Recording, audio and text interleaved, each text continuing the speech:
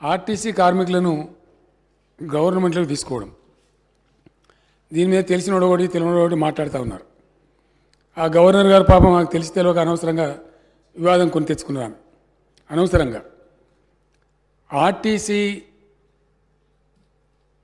పెట్టిందే ప్రజలకు ప్రజా రవాణా ఉండాలని చెప్పి అధ్యక్ష. సరే, క్రమేణా కాలక్రమంలో ఆ సంస్థ నష్టాల్లో కూరుకుపోవటం ఎంత జరుగుతూ వచ్చింది. నేను కూడా ట్రాన్స్పోర్ట్ మినిస్టర్గా పనిచేసిన అధ్యక్ష. నేను పనిచేసిన రోజుల చాలా డెడికేటెడ్గా పనిచేసి, నేను మినిస్టర్గా బాధ్యత తీసుకున్న రోజు ఆనాటి ఏపీఎస్ఆర్టీసీ 14 కోట్ల నష్టాలలో ఉండే అధ్యక్ష.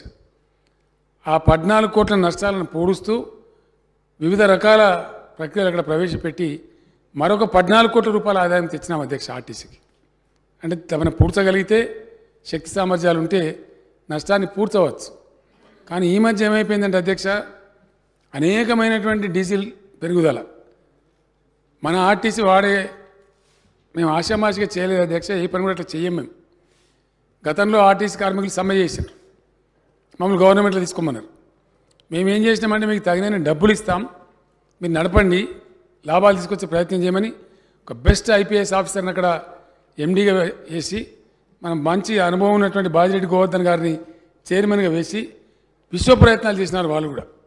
ఎంత చేసినా ఈ అబ్నార్మల్ డీజిల్ ప్రైస్ అధ్యక్ష మన చేతులు ఉండలేదు, సెంట్రల్ గవర్నమెంట్ చేతిలో ఉంటా ఉంది. అది ఎట్లా ఉందంటే సుమారు 40 లక్షల కిలోమీటర్లు తిరుగుతాయి అధ్యక్ష మన బస్సులు. 6 లక్షల లీటర్ల డీజిల్ ప్రతిరోజు కాల్స్తాయి. అవి 6 lakh లీటర్స్ డీజిల్. 60 రూపాయల డీజిల్ 110 రూపాయలు 105 రూపాయలు అయిపోయింది. అమాంతంగా 45 రూపాయలు పెరిగితే రోజుకు 2.5 కోట్ల రూపాయలు డీజిల్ మీద నష్టం వస్తూ ఉంది అధ్యక్ష. ఎక్కడి నుంచి ముందర పడాల సంస్థ? మన క్యాబినెట్లో మేమందరం కూడా దాదాపు 5.5-6 గంటలు చర్చించి, గతంలో మనం వద్దనుకున్నాం, మరి ఇప్పుడు ఏం చేయాలి? మా చర్చలో తేలింది ఏంటంటే అధ్యక్ష, నేను కుల్ల చెప్తా ఉన్నా, కానీ దాచిపెట్టేది ఏం లేదు. ప్రజలకు రవాణా సదుపాయం కల్పించడం ఏ ప్రజాస్వామ్య ప్రభుత్వానికైనా ఒక సోషల్ ఆబ్లిగేషన్. మరి ఆర్టీసీని తీసేద్దామా? తీసేయడానికి లేదు. ఆర్టీసీ బెస్ట్ స్కిల్ ఉన్న సంస్థ, జీరో యాక్సిడెంట్ ఫ్రీ ఉండే సంస్థ, ప్రయాణికులను క్షేమంగా చేరవేసే సంస్థ.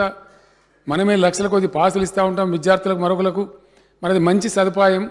ప్రజలు కూడా బస్సు ఉండాలని కోరుకుంటారు తప్ప పోవాలని కోరుకోరు. మరి ఇప్పుడు ఏం చేయమి? ఆ సంస్థగా మనగడ సాగించే ప్రయత్నం లేదు. ఇంకా ప్రభుత్వమే సాకాల, ప్రభుత్వమే సాధాల్సిందే. వాళ్ళు చేయలేరు. వాళ్ళ కాలికి మస్తు ప్రయత్నాలు చేసినారు. గోవర్ధన్ గారు, ఆ ఎండీ గారు చాలా ప్రయత్నం చేసినారు. చివరి క్యాబినెట్లో తేలింది ఏంటంటే వాళ్ళకి సంవత్సరానికి 1500 కోట్లు ఇస్తూ ఉన్నాం అధ్యక్ష. ఇప్పుడు బడ్జెట్లో పెట్టి మరీ ఇస్తూ ఉన్నాం. Every year 1500 crores we are giving to the RTC. గవర్నమెంట్లో లేదన్న పేరే కానీ గవర్నమెంటే సాగుతూ ఉంది దాన్ని. ఆ వచ్చేది ఏమూలకు సరిపోవడం లేదు. కాబట్టి ఇంక తప్పదు మనకు, ప్రజలకు ప్రజా రవాణా ఉండాలి. ఏ ఆబ్జెక్టివ్తో దాన్ని పెట్టినారో ఆ బాధ్యత నుంచి మనం తప్పించుకోలేము. తప్పకుండా ఉండి తీరాలి. కమాన్ ప్రభుత్వంలోకి తీసుకుందాం. ఆ కార్మికులకు పాపం భద్రత వస్తుంది, వాళ్ళకి చిక్కులని పోతాయి. ఆ విధంగా చాలా బాగుంటుందని మేము భావించి మన క్యాబినెట్లో ఫైనల్ డెసిషన్ తీసుకున్నాం. వద్దన్నోళ్ళు ఇప్పుడు ఎట్లా తీసుకున్నారని మాట్లాడే పిచ్చి వాళ్ళు కూడా ఉన్నారు బయట.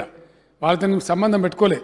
ఏ పని చేసినా గవర్నమెంట్ ఒక బాధ్యత ఉంటుంది, ఒక లోతైన దృక్పథం ఉంటుంది, ఒక పరిశీలన ఉంటుంది. దాని మీద స్టెప్ తీసుకుంటాం. ఈ సగం ఎందుకు, బయట మేనేజ్మెంట్ ఎందుకు? మనమే ప్రభుత్వమే డబ్బులు పెట్టి ఇంకా కొంచెం దాన్ని స్పీడ్ చేసేటట్టు 10 రూపాయలు ఎక్కువ ఇచ్చేటట్టు కూడా చేద్దాం.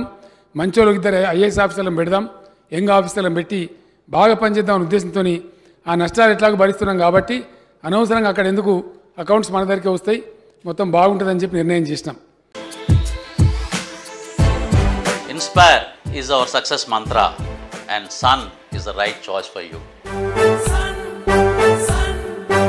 కొంతమంది ఎంత దుర్మార్గంగా అంటే అధ్యక్ష, ఇంత నీచులు కూడా ఉంటారు రాజకీయాలలో.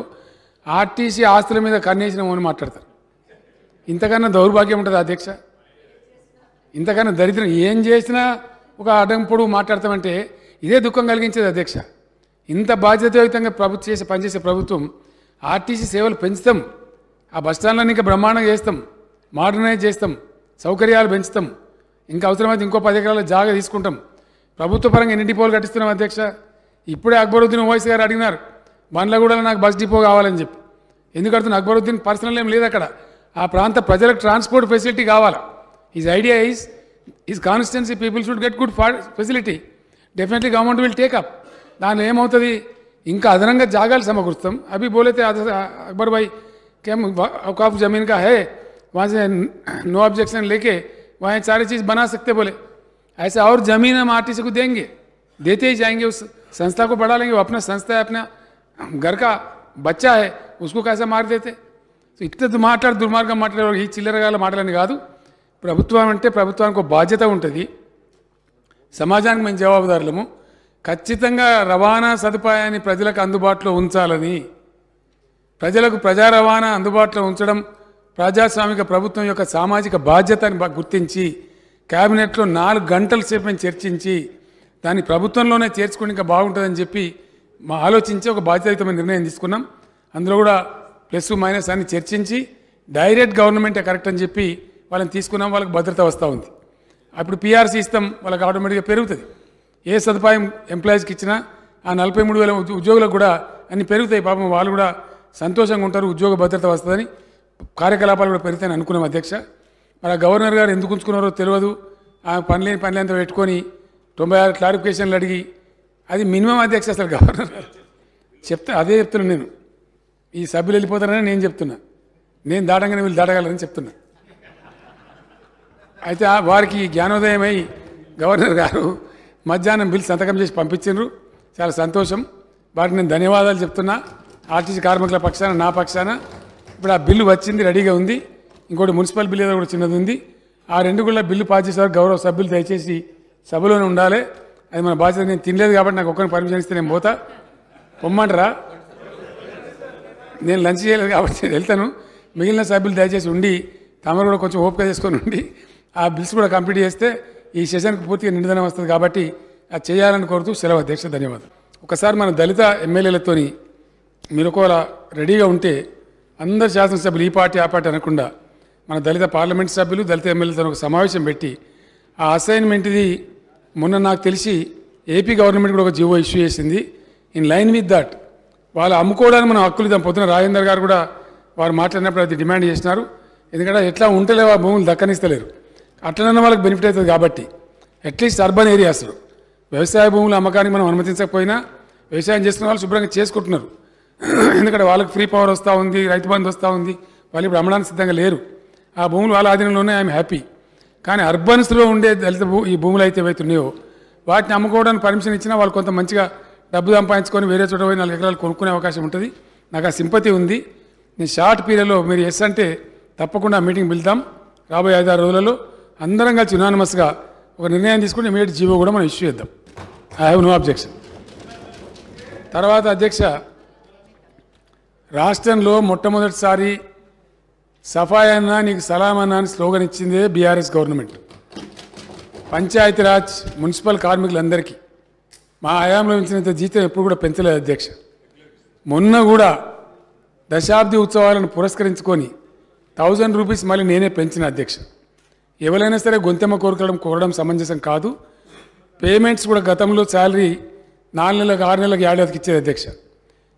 గ్రామ పంచాయతీల యొక్క, మండల పరిషత్ల యొక్క, మున్సిపాలిటీల యొక్క బడ్జెట్ రూపకల్పనలో కూడా నేను పర్సనల్గా ఇంటర్ఫియర్ అయ్యి చార్జ్డ్ అకౌంట్ కింద దాన్ని పెట్టినాం అధ్యక్ష. Welcome to the world of opportunities where dreams meet reality. At Sun International Institute of Tourism and Management, we pride ourselves on being a world-class institution dedicated to nurturing talent and shaping careers. Sun International, Hyderabad, Visakhapatnam.